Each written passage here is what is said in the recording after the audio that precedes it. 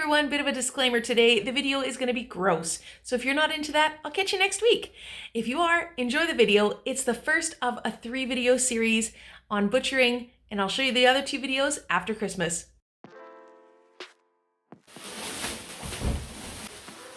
Hey guys, I'm Judy the Orange Huntress, and welcome back to my channel. Today, I've got a mule deer in front of me. Up here, the shoulder areas are called the front quarter, and this is called the hind quarter, so the 2 back legs.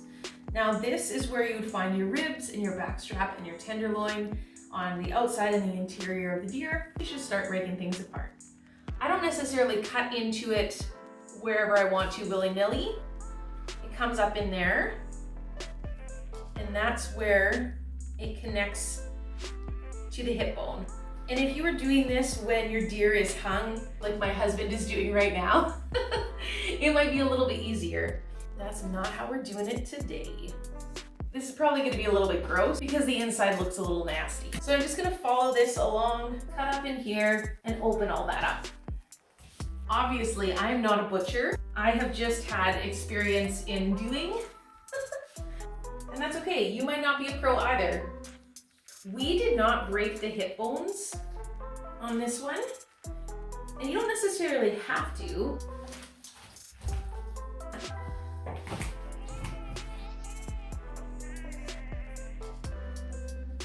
So as you can tell, oh my goodness, this bone has popped out, which is great. And we're gonna be able to remove that really easily. I'm just cutting right along the interior here, getting it as close as I can into that hip joint.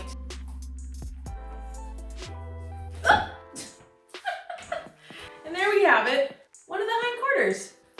Any meat that's left over, you can trim off and just throw that with your grind. That's perfectly great. His esophagus is still in here and it's making weird noises.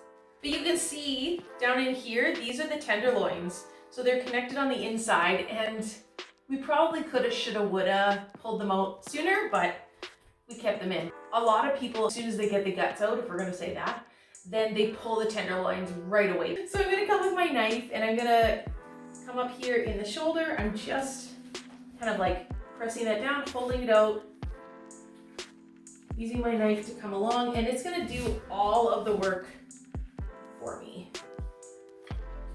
This runs up along the back, over top to connect to the other shoulder. And there you go. So a little gross, but that way then you can see what it looks like. Now that he's unbalanced, I'm gonna remove the back strap. You can slide your knife along the spine all the way up. You'll be able to feel where it hits the ribs. And so you see how it begins to turn into neck. I'm gonna remove this other shoulder. You can run your knife down to just kind of disconnect that. And then you see how it comes and it runs up the rib cage like that. Take your knife. It's really not so bad. And then you go on the back, feeling where the knife touches. It's kind of like filleting a fish, right? You want to run it right along the spine to get as much meat as you can.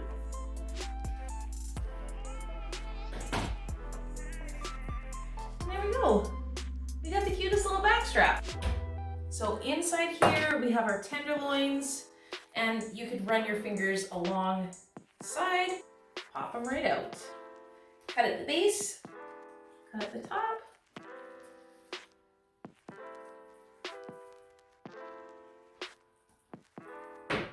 And there we go. A nice little tenderloin.